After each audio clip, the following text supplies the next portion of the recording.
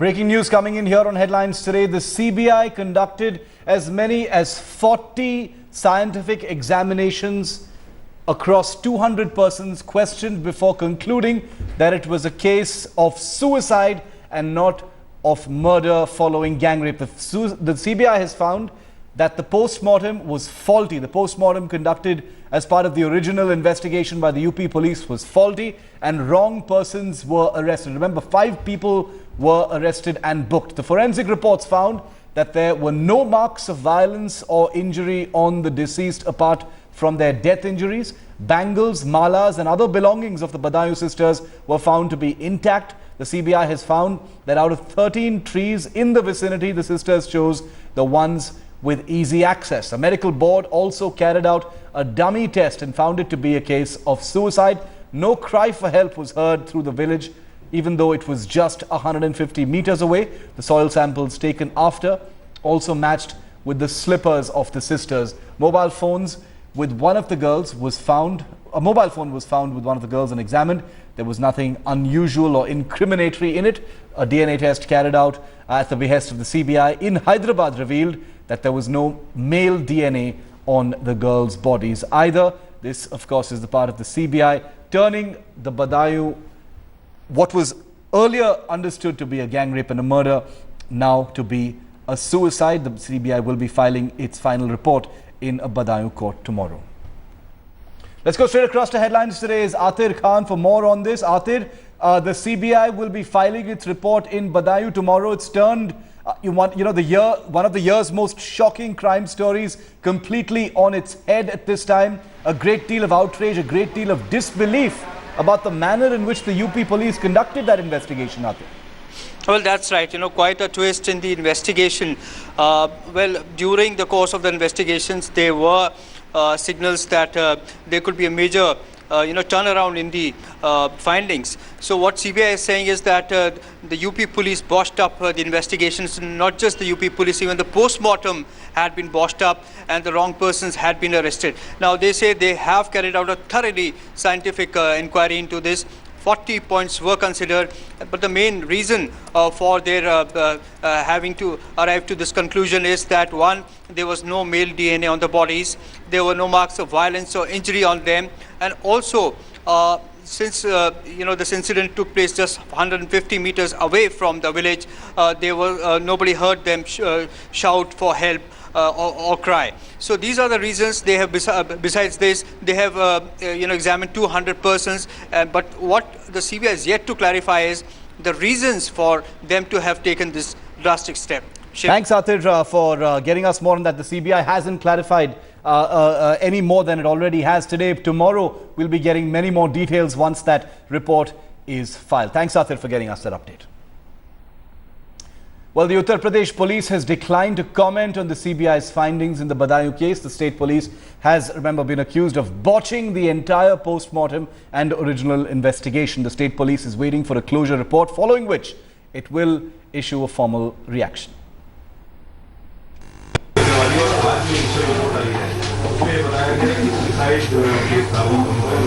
देखिए, आप ही के प्रश्न में आपका उत्तर भी है।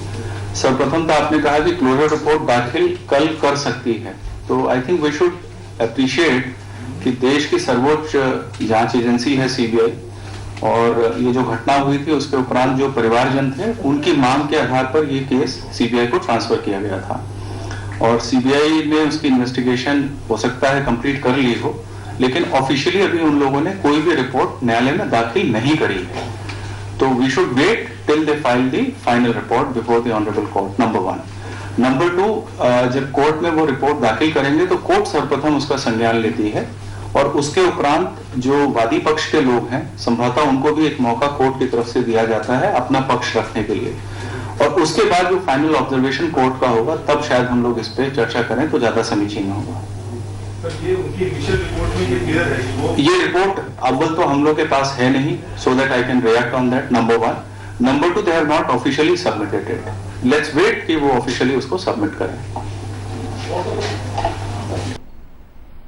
Let's go straight across to Headlines today. Is Amir Haq for more on this. Amir, the UP police's reaction at this point, cautious.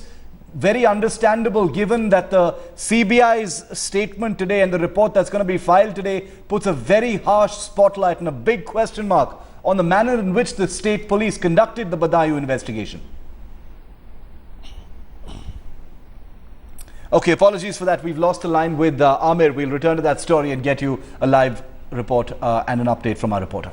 Moving on to the other big story today, 3 army jawans and 3 civilians as well as 3 Pakistani terrorists were killed in a dramatic encounter that was underway in the Arnia sector in Jammu, and it's still on even as we speak. The latest reports say that the army is readying a final assault with the help of armoured vehicles. A group of 4 to 5 heavily armed terrorists who crossed over to the Arnia sector of Jammu across the international border from Pakistan was spotted by locals in the Pindi Kathar village. The area was immediately cordoned off by security forces and the search operation was launched. The terrorists occupied a vacant army bunker in the area before opening fire on civilians and army jawans that led to a fierce gun battle. The fresh attack came a day ahead of Prime Minister Narendra Modi's poll campaign in Poonch and Udhampur in Jammu and Kashmir starting tomorrow.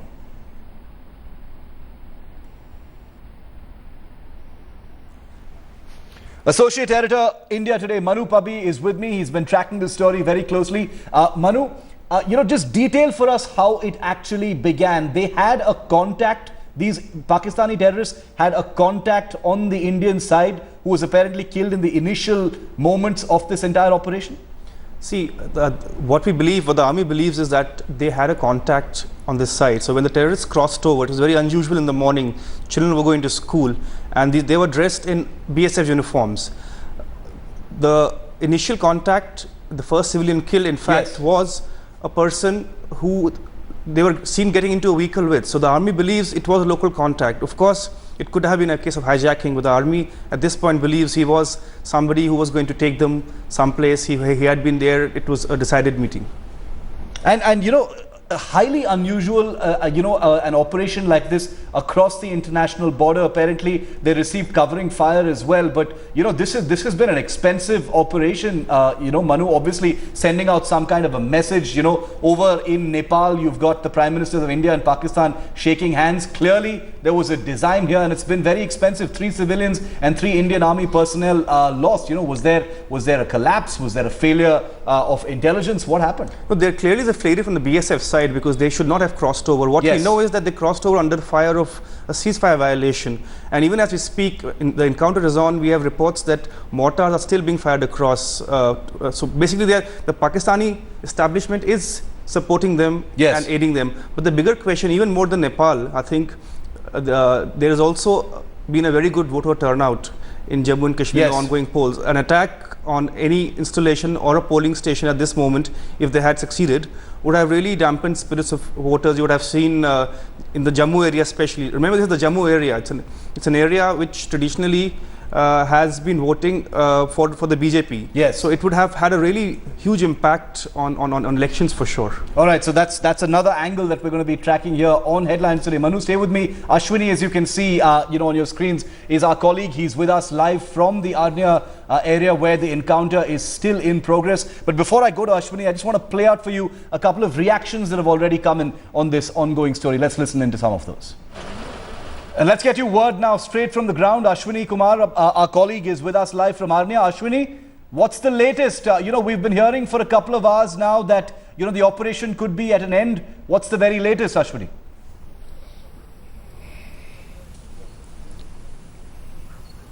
Yeah, Shivir, this is the latest that just half an hour before there was a grenade lobbing by the terrorist, and immediately army came into action and they fired on him. Heavy firing was going on just for 2-3 minutes, and we believe that he may be killed inside but army has not stopped the operation. It will continue. Now the latest reports said that the army and the special operation group, they will continue monitor whole night the situation. The cordon has been closely monitored, and they will, if there is any fire from the militant side, they will immediately fire on the terrorists. But army said that after the tomorrow morning first searchlight came, and they will go for the searching of the terrorist. If he is dead or he was live, and later on they will close the operation, but operation will continue whole night. Yeah. Thanks, Ashwini, for getting us that. Just stay with me for a moment. One quick final comment from Manu before we move on to our other stories. Manu, the implications of this particular operation, are big. They're going to, the implications of it are going to reverberate, through the security establishment at this time. But what is your assessment of what the implications really are, immediately speaking? Even as we look at what's happening, just moments ago there was a grenade that was lobbed, there was, firing taking place.